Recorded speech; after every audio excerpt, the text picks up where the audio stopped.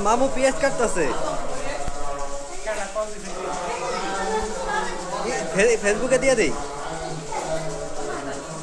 এই যে হিমু হিমু কাটতেছে কি রসুন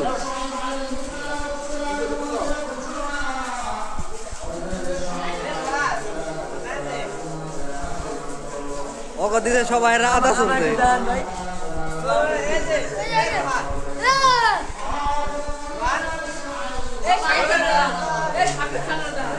কেডা কেডা